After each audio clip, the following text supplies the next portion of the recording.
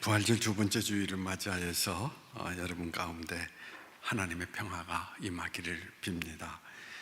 부활절이 지났지만 세상은 여전히 그대로입니다. 미세먼지로 덮인 대기는 우리를 우울하게 하고 세계 곳곳에서 들려오는 어둠의 소식들, 그리고 정치인들의 이전투구 또한 마찬가지입니다. 세상은 여전히 어둡지만 부활하신 주님이 그 어둠을 밝히는 빛으로 다가오셨다라는 것입니다. 믿는 사람들에게 부활절 이후의 사건은 세상에 만연한 어두움을 밝히는 한 점 불빛이 되는 과정이다라는 것을 잊지 말아야 할 것입니다. 지금 마음이 무너진 사람들 곁에 다가서서 자비로우신 하나님의 손발이 되기를 위해 노력하십시오. 몸을 굽혀 자신을 선물로 내어주신 하나님의 사랑의 통로가 되십시오. 그렇게 사는 것이 부활을 믿는 사람들의 삶의 모습인 것입니다. 주님의 은총을 입은 사람답게 어두운 세상에 희망과 사랑의 불을 가져다 주는 우리 모두가 되기를 소망합니다. 현대 랍비 마빈 로케어라고 하는 사람의 그 책 가운데 영원히 살 것처럼 배우고 내일 죽을 것처럼 살라라 라는 데에 이런 이야기가 있습니다. 체롬이라고 하는 작은 도시가 있습니다. 그런데 문제가 있습니다. 그 도시로 가는 길은 산길 벼랑 끝을 지나가야 되기 때문에 수많은 사람들이 그 벼랑길을 가다가 떨어져서 죽는 사고가 일어났습니다. 그래서 마을 전체가 회의를 열게 되었습니다. 일주일 동안 기도하면서 그들이 열심히 토론을 했는데 마지막 결론이 그 벼랑 밑에다가 병원을 짓자라고 하는 대책을 세우게 되었던 것입니다. 자, 엿새 동안 밤낮 없이 토론한 결과 병원을 짓자라는 것, 얼마나 근시안적인 것입니까?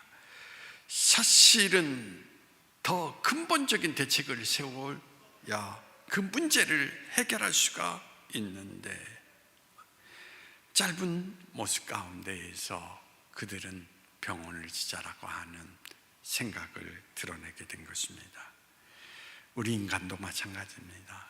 인간의 그 삶의 문제, 여러 가지 많은 문제들이 있습니다.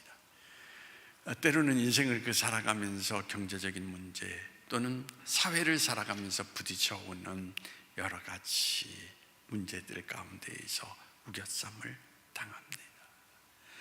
그런데 인생이라고 하는 것은 결국 근본적인 것을 생각을 해보면 근본적인 문제는 다른 데 있는 게 아니라 평안이다 라고 이야기를 할 수가 있습니다. 평안은 인간이 해결해야 될 가장 기초적인 문제라고 생각을 하는 것입니다. 그래서 예수님께서도 부활하신 다음 제자들을 만나셨을 때 제일 먼저 제자들에게 하신 말씀이 뭡니까? 평안하뇨?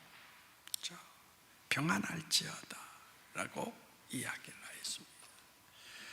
부활하신 예수님께서 제자들에게 평안을 심어주는 것이 제일 큰 문제였다라고 하는 것을 우리에게 말해주고 있는 것입니다. 인생을 살아가는 우리에게 가장 큰 축복이 있다면 무엇입니까? 평안이라고 생각합니다.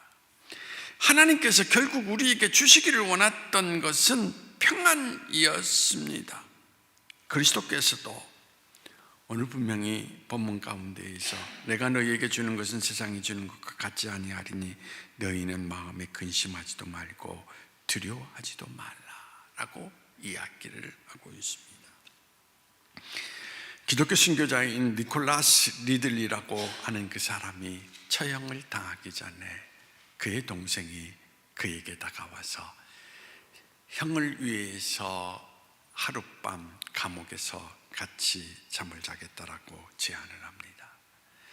그러나 리들리는 자기의 보통 때 모습과 다름이 없이 자기는 잠을 잘 잘 수 있노라고 하며 동생의 제안을 거절합니다. 왜 그렇습니까? 그는 이야기합니다. 내 마음속에는 그리스도의 평안이 있기 때문이다 라고 이야기를 합니다. 그리스도께서 주시는 평안이 있기 때문에 처형당하기 전날도 평안의 쉼을 쉴 수 있다는 것을 그가 고백했던 것입니다. 그 다음날 이들이는 자기와 같이 처형당하는 동료 그리스도인들에게 형제여 마음을 평안히 가지십시오. 하나님께서 강렬한 불길을 약하게 하시어 고통에 없게 하시든지 혹은 우리에게 그것을 감당할 수 있는 평안을 주실 것입니다 라고 이야기를 하고 그 형제들과 함께 무릎을 꿇고 기도하고 그 다음 화형을 당했다라는 이야기인 것입니다. 예수님이 니들리와 그리고 그들의 형제들에게 평안을 주셨다라는 이야기인 것입니다. 에이미 카마이크 선교사는 예수님의 평안은 모든 종류의 시험과 모든 시련을 견디게 하며 결코 무너지지 않는다라고 이야기를 했습니다. 예수님께서 바로 그런 평안을 우리에게 주시겠노라라고 말씀하고 계십니다. 그분과의 관계를 바르게 형성하면 우리에게 그 평안을 주신다라고 말씀하고 계신 것입니다.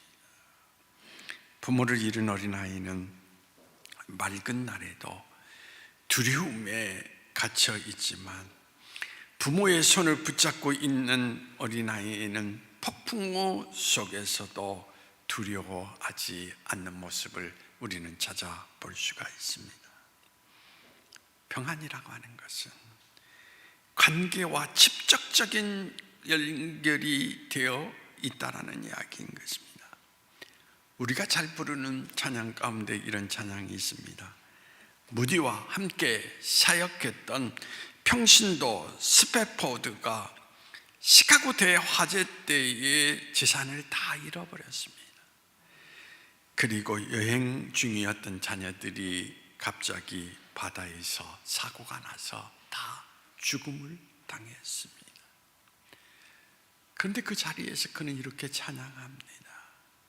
내 평생에 가는 길 순탄하며 늘 잔잔한 강 같든지 큰 풍파로 무섭고 어렵든지 나의 영혼은 늘 편하다.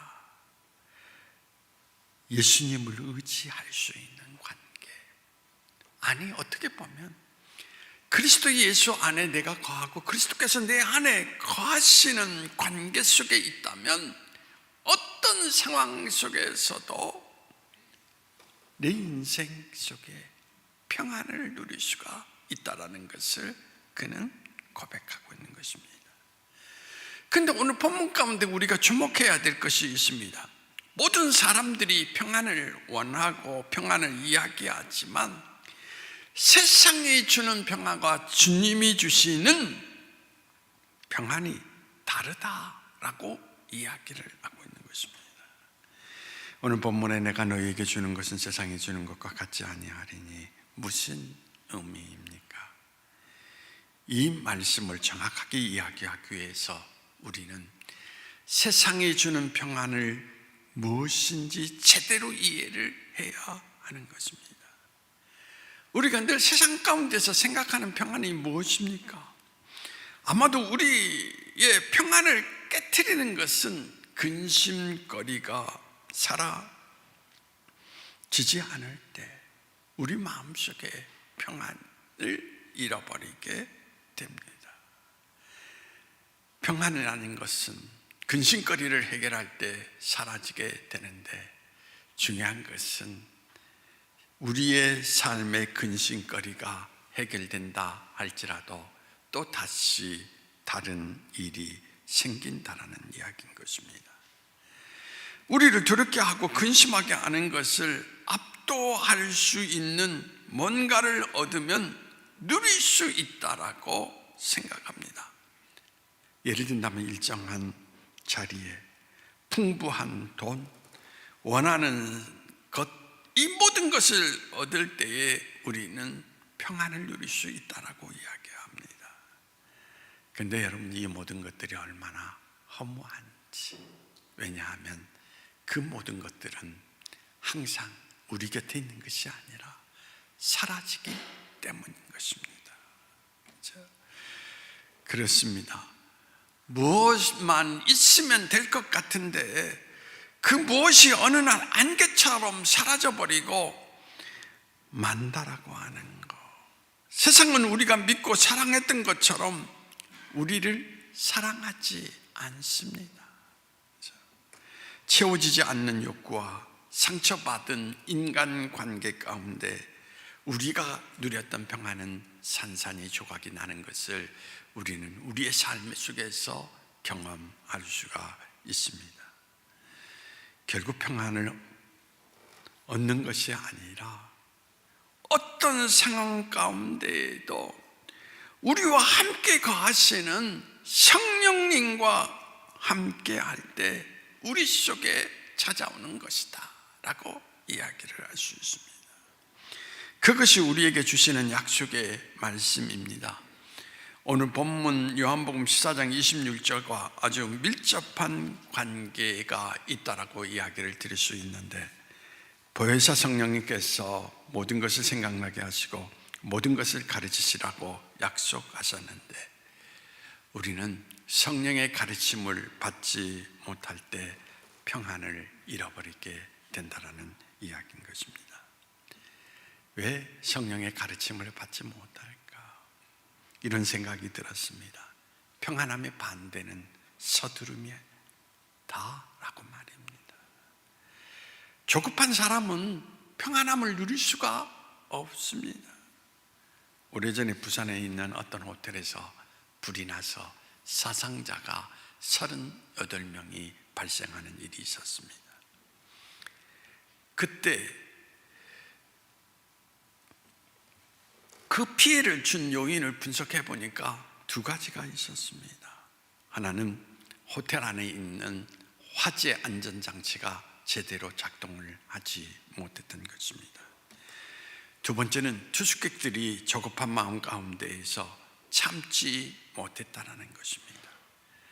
불이 나자 헬리콥터가 와서 하나하나 구조를 하기 시작하는데, 그것을 기다리지 못해서 7층에서 8층에서 그 자리에서 뛰어내린 사람들이 다 죽게 되었다라는 것입니다. 참 기다리고 산다라는 것, 그것이 어려운 세상인 것 같습니다. 조금만 기다리는 시간을 가져도 뒤처지는 것 같고 바보 같다라고 생각하는 사람들이 많습니다. 하지만 제가 늘 강조하는 것이 무엇입니까? 중요한 것은 속도가 아니라 방향이다 라는 말. 서두르면 늘 지금이라는 눈, 자기 중심적으로 생각하고 판단합니다. 하나님의 역사와 계획이 그의 인생 가운데에는 비춰오지 않습니다. 사실 우리의 삶에서 지금 내 삶이 만족스러운 사람이 얼마나 되겠습니까? 하나님의 계획과 생각은 우리가 상상할 수가 없습니다. 이사야서 44장 2절에 너를 만들고 너를 모태에서 지어낸 너를 도와줄 여호와가 이같이 말하노라 라고 하시면서, 이사야서 55장 8절 9절에서 이는 내 생각이 너희 생각과 다르며 내 길은 너희 길과 다름이 아니라 여호와의 말씀이니라. 이는 하늘이 땅보다 높음 같이 내 길은 너희의 길보다 높으며 내 생각은 너희의 생각보다 높음이니라 라고 말씀하고 있습니다. 사람의 생각을 뛰어넘어서 생각한다라고 하는 것, 그것을 여기에서 말해주고 있는 것입니다. 여러분, 우리가 자기 생각과 자기 계획으로 하나님의 계획을 얼마나 알 수 있다라고 생각하십니까? 우리가 다 알 수 없다면 가장 현명한 방법이 뭡니까? 인도하시는 분을 따라 살아가는 것, 그것이 가장 현명한 방법이 아니겠습니까? 평안을 잃어버리는 이유, 내가 하나님보다 앞서서 서두르기 때문에 결국은 내 욕심으로 인해서 어떤 결과를 가져옵니까? 두려움에 사로잡히게 된다라는 이야기인 것입니다. 그런데 여러분, 우리가 온갖 공포와 두려움에 사로잡혀 있을 때 하나님을 아버지라고 부를 수 있다면, 아니, 그분이 나의 아버지임을 확실하게 알 수 있다면 평안을 찾지 않겠습니까? 저도 목사이지만 때로는 인간적인 모습 가운데 힘겨운 시간을 보낼 때가 있습니다. 물론 그때 하나님 앞에 기도해서 성령이 주시는 마음 가운데 다시 안정을 찾기도 합니다. 그런데 그때마다 또 제가 하는 행동이 있습니다. 어머니입니다. 돌아가셨지만 어머니라고. 그래서 어머니를 느낄 때 뭔가 그 마음속에 밀려오는 평안을 또 경험하게 되는 것을 찾아볼 수가 있습니다. 성경 속에서 가장 고난을 많이 받은 인물이 누구라고 생각합니까? 욥이 아닙니까? 우리는 욥기를 지혜서라고 분류를 합니다. 고난 속에서 하나님이 누구신가를 귀로 들은 것이 아니라 눈으로 보았다라고 욥이 고백하고 있는데, 그는 가장 극심한 고난 가운데 이렇게 고백을 합니다. 욥기 42장 5절 말씀에 내가 죽게 되어 귀로 듣기만 하였사오나 이제는 눈으로 주를 배웁나이다. 욥은 하나님을 보는 순간 평안을 찾을 수가 있었던 것입니다.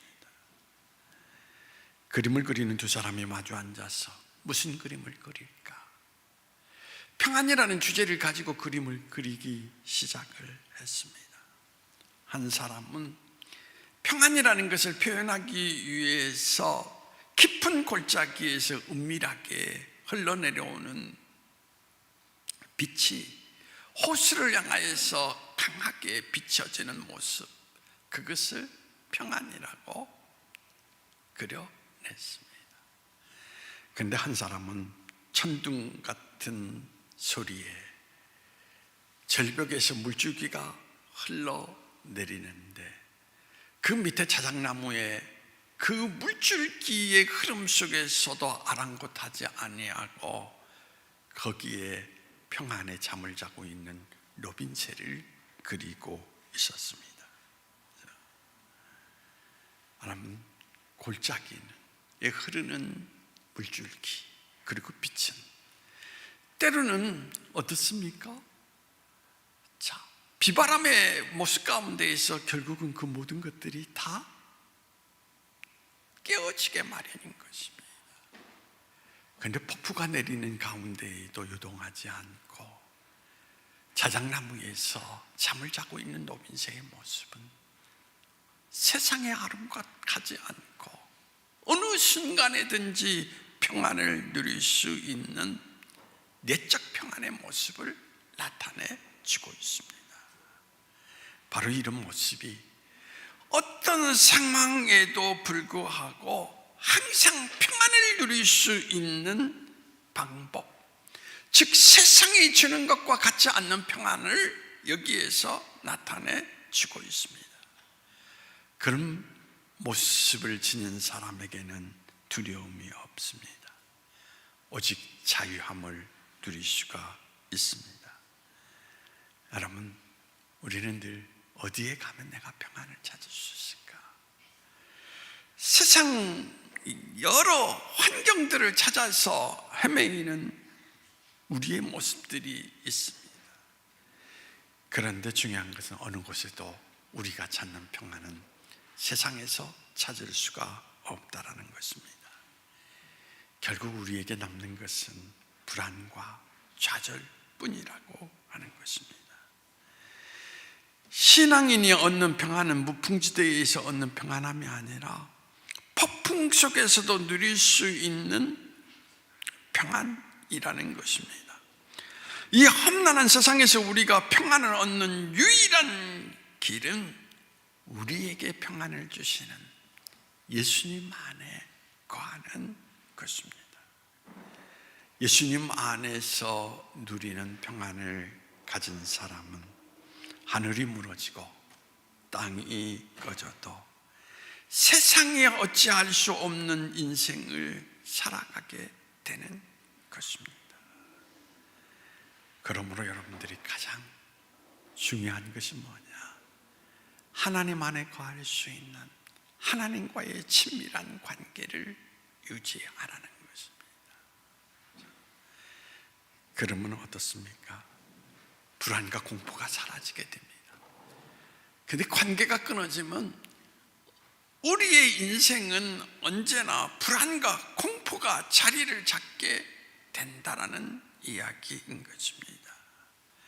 그러므로 여러분들이 어거스틴이 고백한 것처럼 하나님과의 정상적인 관계를 맺을 때까지 여러분들은 인생 속에서 절대로 평안을 누릴 수가 없다라는 것, 그것을 우리는 알아야 되는 것입니다.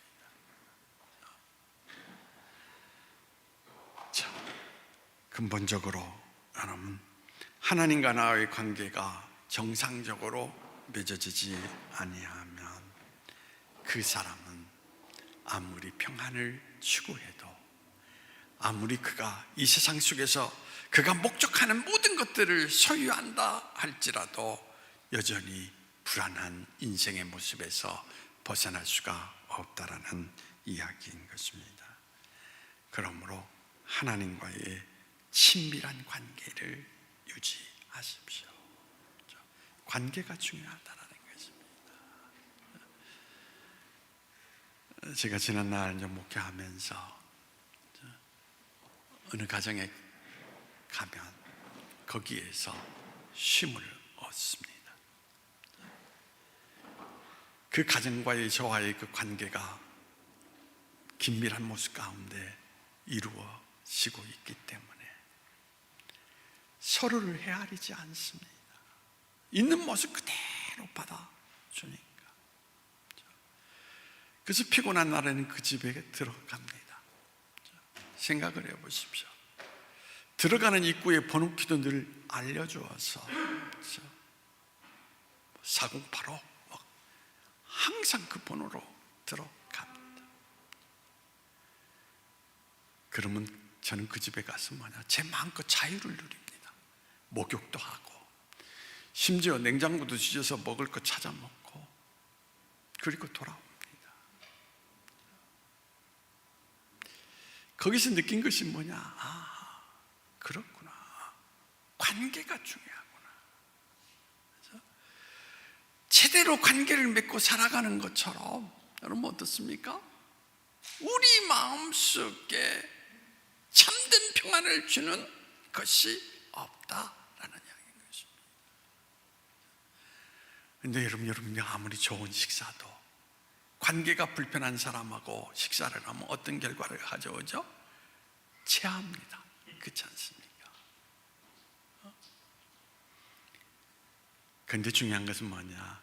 라면을 먹더라도 그렇잖아요. 관계가 긴밀한 사람은 작은 것 속에서도 서로의 어떻습니까? 기쁨을 누리고 평안을 누리게 됩니다. 여러분, 평안은 바로 하나님과의 관계라고 하는 거, 그걸 잊지 마십시오.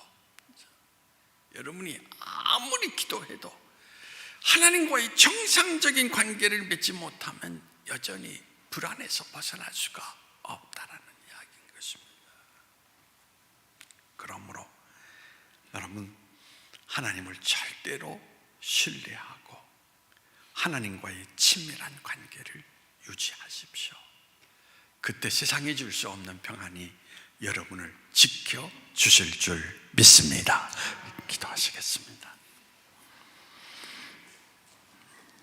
자, 오늘 말씀을 통해서 나는 너희에게 평안을 끼치러 왔노라. 세상이 주는 것과 다른 것을 너희에게 주노라 말씀하시는 주님의 음성을 듣습니다.